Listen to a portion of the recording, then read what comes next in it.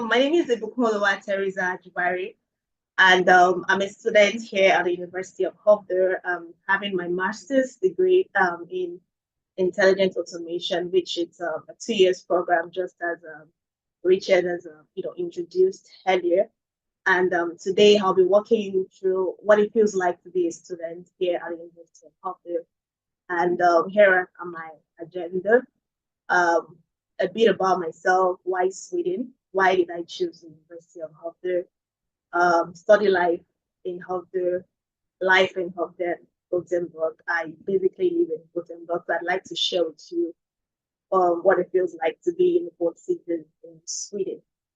Um, like I introduced myself earlier, my name is Theresa, but most people call me Theresa, and I'm from Nigeria, and I'm currently living in Sweden, where I'm pursuing my master's degree at the University of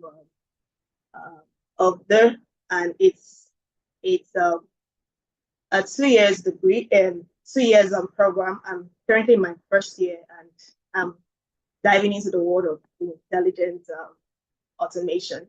I've got a background in computer science, which I studied a bachelor's degree at the University of Ajayi Crowther, Oyo State, in Nigeria. Along the way, I've lived in a couple of different places. Nigeria, my home country, Dubai in the UAE, and now in Sweden. At the University of Hofstra, also an international student ambassador, and I'd say it's been a rewarding role where I get to connect with prospective students to help them share experiences and navigate academic life. So that's just a bit about me. The next slide basically is why Sweden.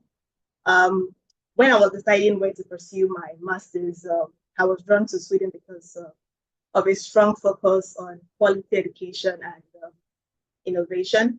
Quality education in the sense that Swedish universities basically emphasizes on critical thinking and gets to enable independent learning. And our programs here in Hofstra are tailored to industry needs and get to encourage practical applications. And examples basically include project-based learning and collaborations with companies like Volvo, IKEA, and Spotify. And it also gets to encourage work-life balance. In Sweden, there's this popular culture called fika. It's a break to basically connect with colleagues, friends, and it's a time where we get to unwind outside of work settings.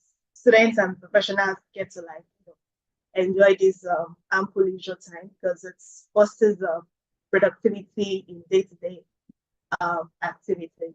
And I'd also like to mention that in Sweden, it's English friendly. I know nearly everyone speaks Swedish, which is a primary language, but most people also speak speaks English fluently, and most programs at the master's level are basically taught in English, and it's get to make it easy for international students to grasp in knowledge and also get to understand the Swedish culture. And talking about cultural diversity, Sweden embraces a multicultural environment that gets to ensure that international students feel welcome. So when you get to the University of Hofstra here, you'll definitely feel the welcome party that has been specially designed for you. And the last on why Sweden, it's on the post-graduation opportunities. I know when anyone is thinking of coming to Sweden, what comes afterwards, it's what will be your next steps after graduation. In Sweden, students can get to apply for post-study graduate work permits after completing, their degree. And Sweden's strong economy and global companies offers exciting prospects.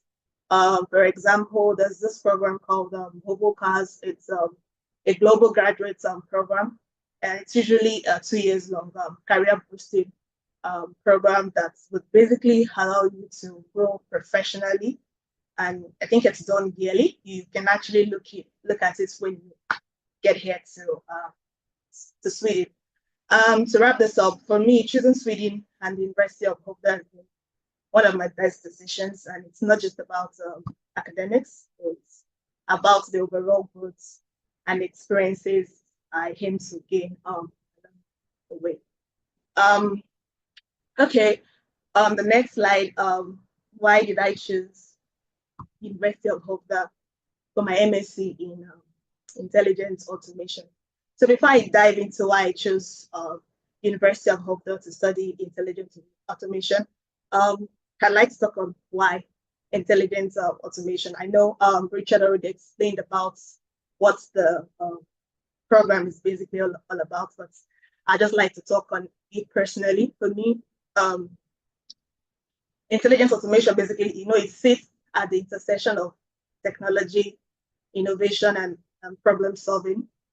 These three areas I'm passionate about, and automation basically plays a crucial role in optimizing processes and enhancing efficiency. And it's a core strength for me, and I basically aim to explore the parts more as I dive into my years of study. So one of it is interdisciplinary curriculum. This program basically offers well-rounded mix of computational intelligence. That's the course that you should look out for, which is actually one of my favorites. I'll talk about it in my next slides. It's basically tailored to meet the demands of modern industries like manufacturing and technology. And here in Hubdal, we tend to talk on the theoretical foundation and hands-on skills that you would need to solve real-world, problems on. And secondly, the focus is also on emerging technologies. The curriculum here actually incorporates advanced topics such as digital twins, simulation, and optimization-driven designs, which basically aligns with the future of industrial automation and I'd also say Industry 4.0 transformation. It's also on the research opportunities.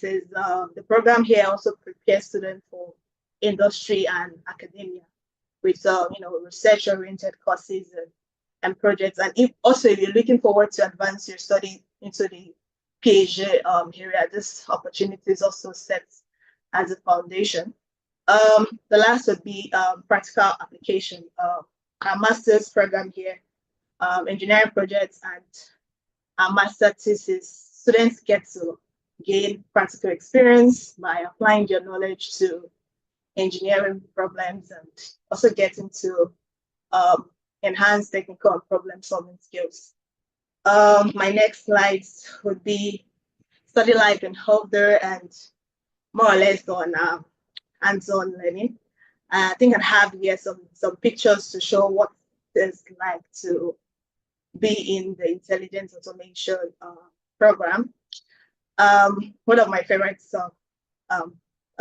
courses would be intelligence automation. Although I've got a couple of them, I'll take comment because I think I just decided to highlight this too. For intelligence automation, computational intelligence rather, it's a course that basically studies algorithms that simulate human learning and decision making. And you'll be taught on topics like optimization problems and machine learning. And there are key topics on algorithms basically. And at the moment, the programming language that was used was MATLAB. And in one of the slides there, you see I'm currently having a seminar on a topic, TSP.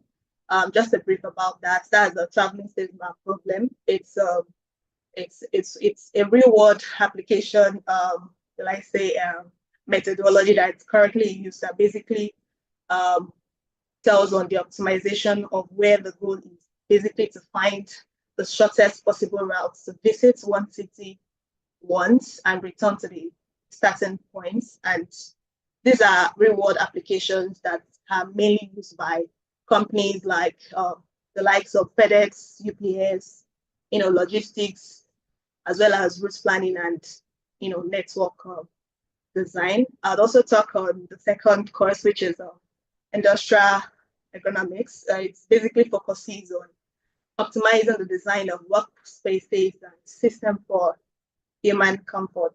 Majority of us are aware of what ergonomics is, but we may not really just put cognizance into what that means. But here at Hopdale, we are taught on how to um, learn more about industrial ergonomics, and this actually focuses on three parts. We have the physical ergonomics, cognitive, and organization economics, and its key principles are just focused on safety, efficiency, and well-being. And also, you will be introduced to tools like ruler, rebar. I know they might sound strange, but once you get into the system, you get conversant with all of those tools to simulate ergonomics design in a real world setting. Okay, the next slide here is study life in Hopdale. Here at Hopdale, it's a modern campus, well equipped with advanced labs and study spaces. I don't know if some of us must have seen the videos on our website to basically see a tour of what it feels like to be a student here. And another thing I'd like to highlight is the close student-teacher interaction. Here at the University of Hopdale, it's a small place to be, but the interaction between the lecturers and students is mind-blowing. And this basically encourages easy and direct communication between students and say faculty, basically to enhance learning. And the third word would be career-oriented initiatives. So students get to benefit from job fairs, mentorship programs, and opportunities to basically collaborate with leading companies like Volvo and initiatives like ASA. Just as I think there's a picture here that depicts that. And I know I think Richard, we did mention of all of these companies that we collaborate with here at the University of Hopdale. Life experiences in Hopdale. At the moment, it's my first winter here in Sweden, and here's a picture to show the first arrival winter season. It's gonna be cold, but for someone like me from Africa, I'm really coping, and it's actually intriguing to talk about. So I hope to see you all in Hopdale the next autumn. Okay. Also here on the first week of our arrivals, I actually attended the Hopdale Food Festival, which happened in August. So we had an amazing event where we were given free coupons to visit local food stores and have varieties of food experiences. And it was such an amazing event for me, and I was able to try out some food because I love to eat good food. Okay, I live in Gothenburg. It's just an hour distance, and so far so good. It's been an amazing experience. Just on what the first introduction video talked about. Hofda is located between two of its largest cities, that's Stockholm and Gothenburg, and I just decided to show some pictures of what my day-to-day experiences looks like. I decided to depict the picture about that. The second one here is a picture in Bruce Parking. Hopefully you get to have a view of this. And the last picture is just a winter picture, basically, that shows that winter is just around the corner. So when you see the trees falling, you get to have the signs that, oh, winter is around the corner. It's an amazing experience, so to speak, for someone like me from Africa. Okay, the last slide I have here would just basically and advice to prospective students when they get to the University of Havre. Number one would be for you to basically register for your student access card early, because this gives you access to facilities like library, study areas, and some buildings. Basically, get to also use that to access the labs. And the second one would be to apply for Swedish personal number or coordination number. I know Karen would speak more about this in a session, basically. And it's and then the third one would be for you to also get your Swedish ID card, because this basically helps in opening a bank account here in Sweden. And also like to talk on getting to learn some basics about Swedish phrases. For instance, I've been picking up on some phrases. I don't know if I don't want to murder the words, but I get to like pick on some words, like for instance, thank you, that's Niket. And if you want to say excuse me, you can just say shake that. So all of those phrases will basically help you as a prospective student coming into Sweden. And also, I think one of the things that I'd also like to talk on briefly is for students to basically take advantage of the student discounts. There's going to be like a business hub that students get to have access to after, you get to pay your tuition fee, you get to enjoy discounts at restaurants, stores, and public transport services, basically. And I think that's it from my hand. I'd like to end on the note that I hope to see you in the coming session. Thank you.